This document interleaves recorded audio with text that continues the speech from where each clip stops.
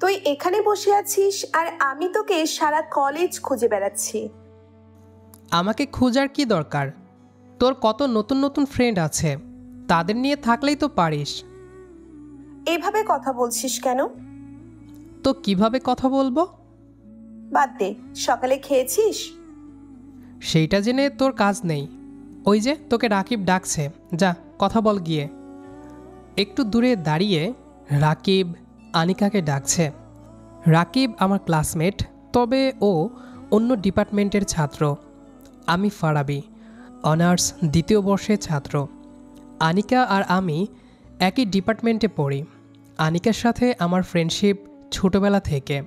আনিকার আম্মু আর আমার আম্মু বান্ধবী, সেই সুবাদে আনিকাদের বাসায় আমাদের চলাচল আর আমাদের বাসায় আনিকাদের চলাচল। তুই একটু বস, আমি কথা বলে আসছি। তোকে কি আমি ধরে রেখেছি? আমার থেকে তোর কাছে রাকিবই এখন বেশি গুরুত্বপূর্ণ। ওই চুপ করবি তুই? সবার সাথে সবার তুলনা হয় না। তুলনা করলেই তুলনা হয়। ধুর, ঝগড়া করতে ভালো লাগছে না, আমি গেলাম। আনিকা আমার পাশ থেকে উঠে চলে গেল। আনিকাকে উঠে যেতে দেখে খুব খারাপ লাগলো। ভেবেছিলাম আমাকে রেগে থাকতে দেখে আনিকা রাকিবের সাথে কথা বলতে যাবে না, কিন্তু হলো তার উল্টো। হয়তো আমার থেকে আনিকার কাছে রাকিব বেশি গুরুত্বপূর্ণ। চোখে পানি টলমল করছে, খুব কষ্ট পেয়েছি। প্রিয় মানুষের কাছে অবহেলা পেলে সবারই কষ্ট লাগে। আনিকাকে কয়েকদিন আগে রাকিব প্রপোজ করেছে। আনিকা হ্যাঁ অথবা না কোনোটাই বলেনি, ওয়েটিংয়ে রেখেছে। এটা নিয়ে প্রতিদিন আনিকার সাথে আমার ঝগড়া হয়। কেন আনিকা তখনই না বলে দিল না? কেন ওয়েটিংয়ে রাখলো? আমার একটাই কথা, আনিকা যেন রাকিবকে না বলে দেয়। কিন্তু আনিকা সেটা বলেনি। উল্টো কলেজে এসে ঘন্টার পর ঘন্টা রাকিবের সাথে বসে কথা বলে। আনিকার সাথে আমি অন্য কোনো ছেলেকে ভাবতে পারি না। সেই ছোটবেলা থেকে আনিকাকে আমি আগলে রেখেছি। হ্যাঁ, আনিকাকে আমি ভালোবাসি, অনেক বেশি ভালোবাসি। তবে কোনোদিন বলা হয়ে ওঠেনি, বন্ধুত্ব নষ্ট হবার ভয়ে। অনেক আকার ইঙ্গিতে আনিকাকে বোঝাতে চেয়েছি, কিন্তু ও বোঝেনি। হয়তোবা বুঝেও না বুঝার ভান করেছে। বসা থেকে উঠে দাঁড়ালাম। কলেজে আর থাকা যাবে না। কলেজে থাকলে আনিকার সাথে রাকিবকে দেখতে হবে, যা সহ্য করতে পারবো না আমি। প্রিয় মানুষের পাশে অন্য ছেলেকে দেখলে সবারই খারাপ লাগে। আনিকা আর রাকিব ফুচকার দোকানে বসে আছে। ওদের সামনে এসে দাঁড়ালাম। আনিকা, তোর সাথে আমার কিছু কথা ছিল। বল। এখানে না, অন্য কোথাও চল। তাহলে পরে বলিস। না, আমি এখনই বলবো, তুই চল আমার সাথে। দেখছিস না এখন ব্যস্ত আছি। কথা কাটাকাটি করতে করতে এক পর্যায়ে রাকিবের সাথে আমার হাতাহাতি হলো। আনিকা সহ আরও কয়েকজন মিলে আমাদের আলাদা করলো। আনিকা এসে ঠাস করে আমার গালে চড় বসিয়ে দিল। খুব অবাক হয়েছি আনিকার এমন ব্যবহারে। সেই ছেলেটাকে ঠিকমতো চেনেও না, তার জন্য আমার গায়ে হাত তুললও। এতদিনের বন্ধুত্বের এই দাম ওর কাছে। আনিকা রাগে গজগজ করতে করতে বলল, আজ থেকে কোনোদিন আমার সামনে আসবি না, চলে যা এখান থেকে। আমি আর কিছু বলিনি, চুপচাপ মাথা নিচু করে কলেজ থেকে বের হয়ে বাসায় চলে আসলাম। বলতে পারতাম অনেক কিছুই, আনিকাকে উল্টো চড় মেরে প্রতিবাদ করতেও পারতাম, কিন্তু করিনি। কারণ খুব ভালোবাসি ওকে। ওর গায়ে একটা ফুলের টোকাও দিতে পারবো না আমি। ড্রয়িং রুমে ঢুকতেই আম্মুর সামনে পড়লাম। কি রে, তোর গালে কি হয়েছে? লাল হয়েছে কেন? কিছু হয়নি আম্মু। কিছু হয়নি বললেই হলো? কে থাপ্পড় মেরেছে গালে? কেউ না, খেলার সময় বল লেগেছে। বল লাগার দাগ কখনো এমন হয় না। 2 গালে 5 আঙ্গুল বসে আছে আর ও বলছে বল লেগেছে। এই সামান্য ব্যাপার নিয়ে এত উত্তেজিত হওয়ার কি আছে? কি আছে মানে? আমার ছেলেকে চড় মারে এত বড় সাহস কার হয়েছে সেটা দেখতে চাই। একবার নাম বল, হাত পা ভেঙে ঘরে বসিয়ে রাখবো। আম্মু কি শুরু করলে? বললাম তো আমার কিছু হয়নি। আগে বল, কে মেরেছে? আমি ইতস্তত হয়ে বললাম, আনিকা। আমার কথা শুনে আব্বু আম্মু দুজনেই খুব অবাক হয়েছে বুঝলাম, কারণ আনিকা আর আমি কতটা ভালো ফ্রেন্ড আমার আর আনিকার ফ্যামিলির সবাই জানে। কি, আনিকা মেরেছে? আনিকা কেন মেরেছে তোকে? বাদ দাও তো, এসব নিয়ে কথা বলতে আর ভালো লাগছে না। আমি আনিকাকে ফোন করে জিজ্ঞেস করছি কি হয়েছে। আম্মু প্লিজ, এটা নিয়ে আর কিছু আমি চাই না। কি হবে না হবে আমি দেখছি। আম্মু, এটা নিয়ে যদি আর কোনো বাড়াবাড়ি করো তাহলে আমি বাসা থেকে চলে যাব। এতটুকু বলে নিজের রুমে চলে এলাম। আব্বু আম্মু আমাকে খুব ভালোবাসে। আমার গায়ে একটা ফুলের টোকাও তারা সহ্য করতে পারে না। কোনো দিন আমার গায়ে হাত তোলা দূরের কথা, একটা বকাও দেয়নি। রাত 1টা বাজে, ফোন হাতে বসে আছি সেই সন্ধ্যা থেকে। ভেবেছিলাম আনিকা সব ভুলে আমাকে ফোন করবে, কিন্তু করেনি। হয়তো সত্যি আমার সাথে আর কথা বলতে চায় না। অনেক হয়েছে, আর না। যে আমাকে চায় না তার সামনে আর কোনো দিন যাব না। আমার সব ভালো লাগার অনুভূতিগুলো আনিকা মেরে ফেলেছে। আনিকার কেয়ারিং দেখে মনে হতো ও আমাকে ভালোবাসে, কিন্তু আমার ধারণা ভুল ছিল, যা আজ বাস্তবে প্রমাণিত হলো। আনিকার জন্য কি করিনি আমি? সবসময় একসাথে থাকবো বলে পাবলিক ভার্সিটিতে চান্স পেয়েও ভর্তি হয়নি। আনিকার সাথে একই কলেজে ভর্তি হয়েছি, আর আজ সেই আনিকাই আমার গায়ে হাত তুলল। সত্যি মানুষ বড় অদ্ভুত। আজ আপনি যার জন্য নিজের জীবনটা পর্যন্ত বাজি রাখছেন, একদিন সেই মানুষটাই আপনাকে লাথি মারবে, যার প্রমাণ আজ হাতে হাতে পেলাম। ফেসবুকের কথা মনে হতেই এক টুকরো আশা জাগলো মনের ভেতর, এই ভেবে যে আনিকা হয়তো সরি লিখে আমাকে একগাদা মেসেজ দিয়েছে ফেসবুকে। তাড়াতাড়ি ফোনের ডাটা অন করে ফেসবুকে ঢুকলাম। এখানেও শূন্য, আনিকার কোনো মেসেজ আসেনি, বরং আনিকা আমাকে ব্লক করেছে। খুব হাসি পেল। অতি কষ্টে নাকি মানুষ হাসি পায়, আমার বেলাও তাই হলো। কোনো মহাজ্ঞানী ব্যক্তি যেন বলেছিল, কারো ওপর বেশি নির্ভরশীল হইও না, তাহলে পরবর্তীতে পস্তাতে হবে। আমার ক্ষেত্রেও তাই হবে, কারণ আমি এতদিন সব কিছুতে আনিকার ওপর নির্ভরশীল ছিলাম। খুব জানতে ইচ্ছে করছে আনিকা কেন এমনটা করলো আমার সাথে, খুব জানতে ইচ্ছে করছে। আনিকাকে শেষবারের মতো ফোন দিলাম। কয়েকবার রিং হবার পর রিসিভ হলো। এত রাতে ফোন করেছেন কেন? প্রথমে আপনি? গুড। অপরিচিত মানুষকে আপনি নয়তো কি বলবো? না ঠিক আছে, আজ যা করলেন তার জন্য একদিন খুব আফসোস করবেন, কিন্তু সেদিন কিছু করার থাকবে না, চোখের পানি ফেলা ছাড়া। ফোন রাখ তুই, আর কোনো দিন ফোন দিবি না আমাকে। ঠিক আছে, আল্লাহ হাফেজ। ফোন রেখে দিলাম। আনিকার কথা শুনে খুব অবাক হলাম। মাত্র কয়েক ঘন্টার ব্যবধানেই আমার সাথে কথা বলার ধরন পাল্টে গেল। আমি খুব ভালো পারি কারো ওপর অভিমান করে কথা না বলে থাকতে। আনিকার বেলাও পারবো। সারা রাত ঘুমাতে পারলাম না। রাতেই সিদ্ধান্ত নিলাম নানুদের বাসায় চলে যাব। বাসায় থাকলে কোনো না কোনোভাবে আনিকার সামনে পড়তেই হবে। আমি আনিকার সামনে আর যেতে চাই না। আমাকে ছাড়া যদি ও ভালো থাকে থাকুক, প্রিয় মানুষটার সুখেই আমি সুখী।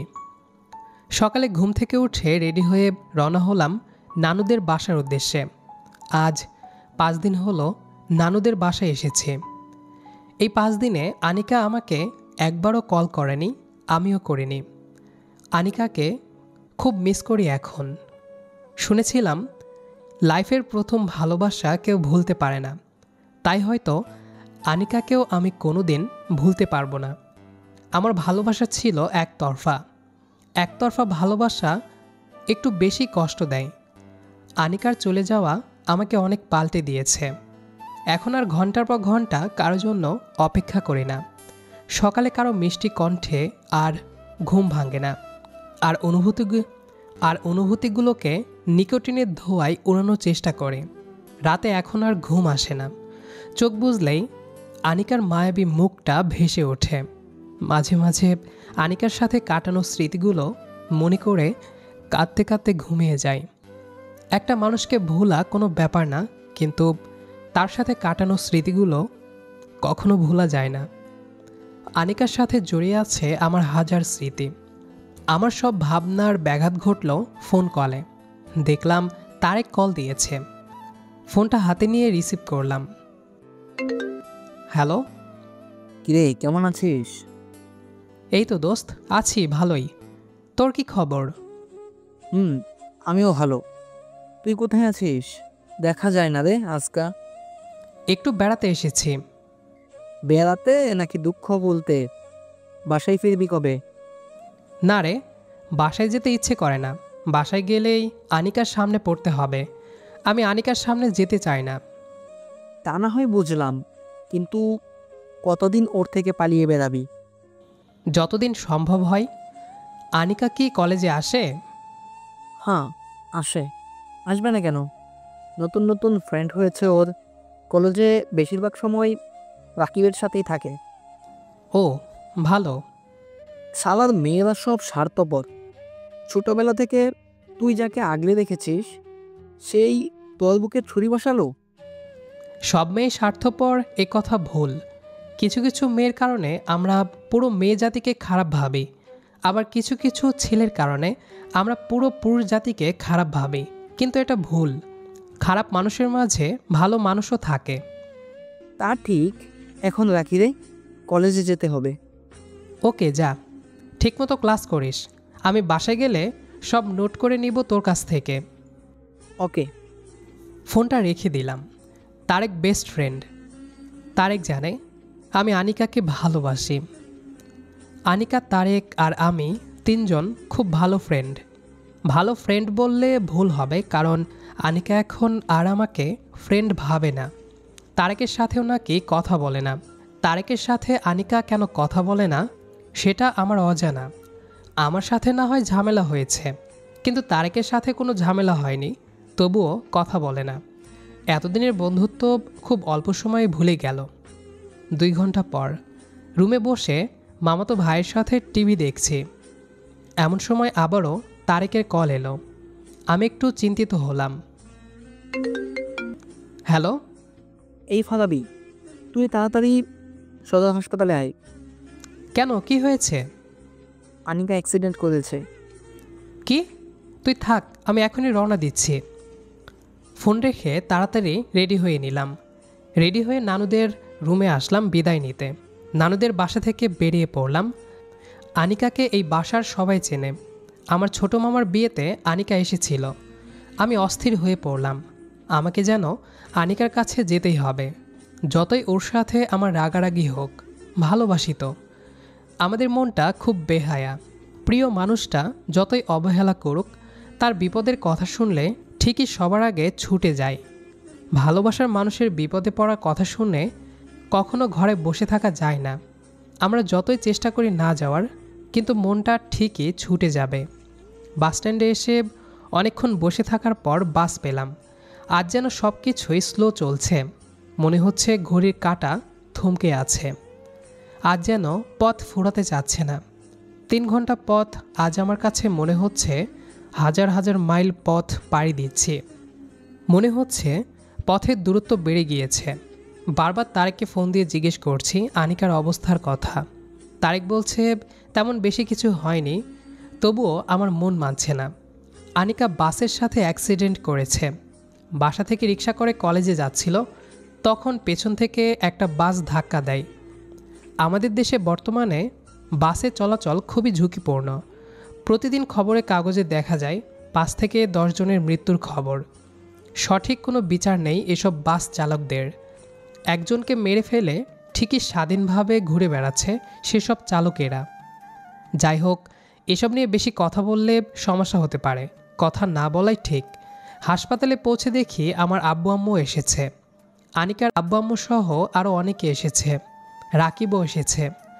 রাকিবকে সহ্য হচ্ছে না আমার। ইচ্ছে করছে গিয়ে গলা টিপে মেরে ফেলি। ওকে এখান থেকে তাড়াতে হবে। তারেককে সাইডে ডেকে নিয়ে প্ল্যান বানালাম। তারেক প্ল্যানটা প্রয়োগ করলো। সবশেষ প্ল্যানটা কাজে লেগেছে। রাকিব ভয়ে হাসপাতাল ছেড়ে চলে গেল। প্ল্যানটা ছিল তারেক কথায় কথায় রাকিবকে বলবে যে আনিকার বাবা মা তার বিরুদ্ধে মামলা করবে, কারণ রাকিব আর আনিকা একসাথেই রিকশায় ছিল। তাছাড়া আনিকার বাঁচার সম্ভাবনা খুবই কম। আনিকা যদি মারা যায় তাহলে মামলাটা আরও জোরদার হবে। ব্যাস, এটাতেই কাজ হয়ে যায়। শালা লুচ্চা হুট করে আনিকার জীবনে এসে আমাকে আনিকার জীবন থেকে সরিয়ে দিয়েছে। আজ ওকে আমি সরিয়ে দিলাম। একটা ভিলেন মার্কা বিজয়ের হাসি দিলাম আমি। সত্যিটা হলো আনিকা এখন বিপদমুক্ত। আমি জানি, রাকিব এটা জানে না। 2 ঘন্টা পর আনিকার জ্ঞান ফিরল। জ্ঞান ফেরার 20 মিনিট পর সবাইকে কেবিনে ঢুকতে দেওয়া হলো। আমি সবার পেছনে দাঁড়িয়ে আছি যেন আনিকা আমাকে দেখতে না পায়। আনিকা সবার সাথে কথা বলছে। আল্লাহর কাছে লাখো কোটি শুকরিয়া জানালাম আনিকা বিপদমুক্ত হওয়াতে। আমরা মানুষেরা যত কিছুই করি না কেন, আল্লাহ যদি না চায় তাহলে কোনো মানুষই বিপদমুক্ত হতে পারবে না। হঠাৎ আনিকা আমাকে উদ্দেশ্য করে বলল, এই ফারাবি, এদিকে আয়। খুব অবাক হলাম আনিকার মুখে আমার নামটা শুনে। আমি সবার পেছনে দাঁড়িয়ে আছি। আনিকার দেখতে পাওয়ার কথা না, ও দেখলো কিভাবে আমাকে? আমি আনিকার কাছে গিয়ে দাঁড়ালাম। বস এখানে। তুই আমাকে দেখলি কিভাবে? আমি তো সবার পেছনে ছিলাম। আমি জানতাম তুই এসেছিস। এত কনফিডেন্স? জানিস, অ্যাক্সিডেন্টের পর জ্ঞান হারানোর আগে শুধু তোর কথা মনে হচ্ছিল তোর সাথে আমি খুব অন্যায় করেছি। তোর কাছে ক্ষমা চাওয়ার সময়টুকুও পেলাম না। মনে হচ্ছিল আমি আর বাঁচবো না। একদম চুপ, মরার কথা বলবি না। আমাকে ক্ষমা করে দে ফারাবি, আর কোনো দিন তোর সাথে এমন করব না। ধুর বোকা, আমি কিছু মনে করিনি। যদি তোর ওপর রাগ করে থাকতাম তাহলে কি আজ এখানে আসতাম বল?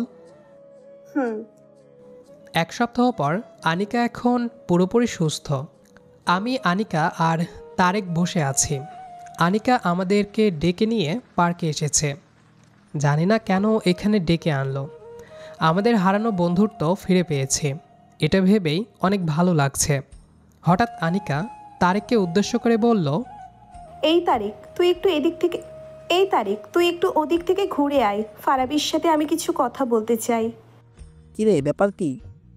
আজ শাড়ি পরে কলেজে আসলি, তার উপর আমাকে দূরে পাঠিয়ে গোপনে কথা বলবি? সামথিং নাকি? ওই হারামি, তুই যাবি? যাচ্ছি, বেস্ট অফ লাক। তবে পার্টি কিন্তু দিতে হবে। তারেক চলে গেল। আমি একটা কথাও বলিনি, শুধু আনিকার দিকে তাকিয়ে আছি। আনিকাকে এই প্রথম শাড়িতে দেখছি। খুব সুন্দর লাগছে ওকে, চোখ ফেরাতে পারছি না। মাঝে মাঝে আনিকাও তাকাচ্ছে। আমার চোখে চোখ পড়তেই আনিকা চোখ নামিয়ে নিচ্ছে। বাঙালি মেয়েদের শাড়ি পরলে খুব সুন্দর লাগে। শাড়িতেই সব সৌন্দর্য ফুটে ওঠে তাদের। নীরবতা ভেঙে আনিকা বলল, আচ্ছা ফারাবি, সত্যি করে একটা কথা বলবি?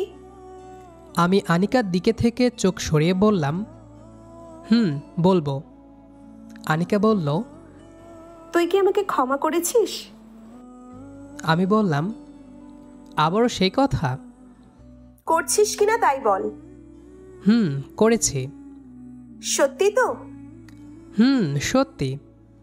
তোর সাথে সেদিন কেন এরকম ব্যবহার করেছিলাম নিজেও জানি না। আমার এই কয়দিন কি যে হয়েছিল ঠিক বুঝে উঠতে পারছিলাম না। তোকে কেন জানি বিরক্ত লাগছিল। মনে হচ্ছিল তোর সাথে আমি আর থাকতে পারবো না। হঠাৎ রাকিব আমাকে প্রপোজ করলো। ওর প্রস্তাবে কেন জানি রাজি হয়ে গেলাম, সেটাও বুঝলাম না। তোর কথা তখন একবারও ভাবিনি তোকে ছাড়া আমার এক মুহূর্ত চলবে না। তখন না বুঝলেও আস্তে আস্তে বুঝতে পারছিলাম তুই আমার মনে কতটা জায়গা দখল করে আছিস। যেদিন অ্যাক্সিডেন্ট হলো সেদিন রাকিবের সাথে সবকিছু শেষ করতে যাচ্ছিলাম। ভেবেছিলাম রাকিবের সাথে সবকিছু শেষ করার পর তোর কাছে গিয়ে সবকিছুর জন্যে ক্ষমা চাইব, প্রয়োজন হলে তোর পায়ে পড়ব, কিন্তু তার আগেই এমন ঘটনা ঘটল। বুঝলাম। কি বুঝলি? আমি যা করেছি ঠিক করেছি। কি ঠিক করেছিস? সেদিন রাকিবকে হাসপাতাল থেকে তাড়িয়ে। মানে? শোন তাহলে। আমি সেদিন হাসপাতালে আসার পর রাকিবকে দেখতে পাই। ওকে কেন জানি আমার সহ্য হচ্ছিল না, তাই আমি আর তারেক মিলে একটা প্ল্যান করি। কি প্ল্যান? তারেক কথায় কথায় সেদিন রাকিবকে বলে, যেহেতু তুই আর রাকিব একসাথে ছিলি অ্যাক্সিডেন্টের সময়, তাই তোর বাবা মা সন্দেহ করে রাকিবকে, কারণ রাকিবের তেমন কিছুই হয়নি অ্যাক্সিডেন্টে, কিন্তু তুই অনেক আঘাত পেয়েছিস। আর তাই তোর বাবা মা রাকিবের বিরুদ্ধে জারার মামলা করবে। তাছাড়া তোর বাঁচার সম্ভাবনা খুব কম। যদি তোর কিছু হয়ে যায় তাহলে মামলাটা আরও জোরদার হবে। তোরাও দুইটা পারিস বটে। বেচারা আসলেই খুব ভয় পেয়েছে। 1 নাম্বারের একটা গর্ধপ। আনিকা হাসছে আর আমি মুগ্ধ হয়ে ওকে দেখছি। আনিকার হাসিটা খুব সুন্দর, হাসলে গালের টোল পড়ে, যা ওর সৌন্দর্য আরও বাড়িয়ে দেয়। ওই কি দেখি সেভাবে? পরি দেখি। এই ভর দুপুরে পরি পেলি কোথায় তুই? এই তো আমার সামনে বসে আছে। পাম দেওয়া হচ্ছে না? পাম না, সত্যি। আচ্ছা, একটা কথা জিজ্ঞেস করি। হুম। তুই কি আমাকে ভালোবাসিস? না। কেন? তোকে আমি জাস্ট ফ্রেন্ড ভাবি, এর বেশি কিছু না। তোর আর আমার মাঝে কিছু সম্ভব না। সত্যি কি ভালোবাসিস না? আগে আমার একটা প্রশ্নের উত্তর দে। কি? বন্ধুত্ব, তারপর শূন্যস্থানে কি হবে? সঠিক উত্তর দিতে পারলে তোর উত্তর পেয়ে যাবি। বিয়ে? তুই তো দেখছি খুব ফাস্ট। আমি ভেবেছিলাম জাস্ট ভালোবাসার কথা বলবি। উত্তর সঠিক কিনা তাই বল আগে। কিছুটা সঠিক। ওই কিছুটা কি? কথাগুলো বলতে বলতে আনিকা আমার কান টেনে ধরল। আমি হাত দিয়ে ছাড়ানোর চেষ্টা করে বললাম, আহ আনিকা, ব্যথা লাগছে তো। লাগার জন্যেই তো দিচ্ছি। হ্যাঁ, তা তো দিবেই। আমি ব্যথা পেলে তাতে কার কি আসে যায়? বলেই মুখটা অন্যদিকে ঘুরিয়ে নিলাম। বাবা, আমার হবু বরটা দেখছি অভিমানও করতে পারে। আমি কারো বর না। আমি বর বলিনি, হবু বর বলেছি। আর এখন থেকে আমরা তুমি করে বলবো। পারবো না, আমি তুই করেই বলবো। কি বললি? আবার বল। ওকে ওকে, ঠিক আছে, তুমি করেই বলবো। Good boy. তখনই পেছন থেকে তারেক বলে উঠল, আর আমি কি বলবো? ফারাবি দুলা ভাই নাকি আনিকা ভাবি? তখন আনিকা বলল, ওই তুই এত তাড়াতাড়ি চলে আসলি কেন? বারে, তোরা বসে বসে প্রেম করবি আর আমি একা একা বসে থাকবো? তা হবে না। দাঁড়া, দেখাচ্ছি মজা। আনিকা বসা থেকে উঠে দাঁড়ালো, তারপর তারেককে তাড়া করলো। তারেক ছুটছে, আনিকাও ওর পিছু ছুটছে ধরার জন্য। আর আমি বসে বসে ওদের কাণ্ড দেখছি আর হাসছি। আমার মতো পার্কে বসে থাকা অনেকেই দেখছে। শুরু হলো আমার আর আনিকার ভালোবাসার গল্প। সময়টা খুব দ্রুত চলে গেল। কলেজ লাইফের সব কিছু শেষ হয়ে যাওয়ার পর আমার আর আনিকার মধ্যে একদম আলাদা একটা বোঝাপড়া তৈরি হলো। এখন আমরা শুধু ফ্রেন্ড না, একে অপরের সব কিছু। পরিবারের পক্ষ থেকেও কারো কোনো আপত্তি ছিল না, কারণ ছোটবেলা থেকেই সবাই জানতো আনিকা আর ফারাবি মানেই একে অপরের জন্য তৈরি। অবশেষে সেই দিনটা চলে এলো, আমার আর আনিকার বিয়ের দিন। চারপাশের লোকজন, হইচই, হাসি খুশি সব কিছু মিলিয়ে বিয়েটা হয়ে গেল জমকালো। সব আনুষ্ঠানিকতা শেষে রাত বাড়তে থাকলো। অবশেষে বাসর ঘরে ঢুকলাম আমি। ঘরটা লাল ফুল আর লাইটে সাজানো, আর বিছানার এক কোণে লাল শাড়ি পরে লাজুক মুখে বসে আছে আমার আনিকা। আমি ঢুকতেই আনিকা মুখ ঘুরিয়ে নিল। যাক, অবশেষে তাহলে এতদিন পরে এক রুমে একসাথে দুজন। আমি তো ভেবেছিলাম তুই একেবারে চলে যাবি আমার লাইফ থেকে, কিন্তু শেষমেশ আমার ঘাড়েই এসে পড়লি। তোর মতো পাগলাটে মেয়েকে রেখে কোথায় যাব বল? পাগলাটে মানে? তুই আমাকে পাগল বললি? আরে রাগ করিস না, তুই পাগল হলেও আমার পাগল। আমি কাছে গিয়ে বসতেই আনিকা হঠাৎ আঁচল দিয়ে মুখ ঢেকে ফেলল। এটা আবার নতুন চাল? আমার লজ্জা করছে। এত বছর ধরে আমাকে দেখছিস, এখন আবার লজ্জা কেন? এখনকার লজ্জা আর আগের লজ্জা এক না। এখন তো তুই আমার কি আমার? আমার বর। আমি চুপ করে আনিকার হাতটা ধরলাম। আনিকা আমার দিকে তাকালো, চোখে মুখে লাজুক হাসি। জানিস আনিকা, সেদিন যদি সেই অ্যাক্সিডেন্টে কিছু হয়ে যেত তাহলে আমার জীবনটাই থেমে যেত। প্লিজ আর এমন কথা বলিস না। আমি তোকে ছাড়া এক মুহূর্তও পারবো না। কখনো ছেড়ে যাবি না তো আমায়? তোকে ছেড়ে কোথায় যাব? আজ তো আমি পৃথিবীর সবচেয়ে সুখী মেয়ে। আর আমি পৃথিবীর সবচেয়ে ভাগ্যবান ছেলে। একটু নীরবতা, তারপর আমি আনিকার কানে আসতে বললাম, আনিকা, হুম। বন্ধুত্ব থেকে শুরু হলো এখন ভালোবাসা, এরপর? এরপর তো শুধু তুমি আর আমি, আর বাকিটা জীবন। আমি আনিকার কপালে একটা চুমু দিলাম। আনিকা কিছুটা শিউরে উঠল আমার ছোঁয়া পেয়ে। শুরু হলো নতুন জীবনের প্রথম রাত, ভালোবাসা, খুনসুটি আর অগাধ মায়ার এক গল্পের সমাপ্তি। আমাদের আজকের গল্পটি এ পর্যন্তই। গল্পটি আপনাদের কাছে কেমন লেগেছে সেটা অবশ্যই কমেন্ট করে জানাবেন। দেখা হবে আবারও নতুন কোনো গল্প নিয়ে। সে পর্যন্ত আমাদের সাথেই থাকবেন। আর আজকের এই গল্পটি যারা শেষ পর্যন্ত শুনেছেন সবাইকে অসংখ্য ধন্যবাদ।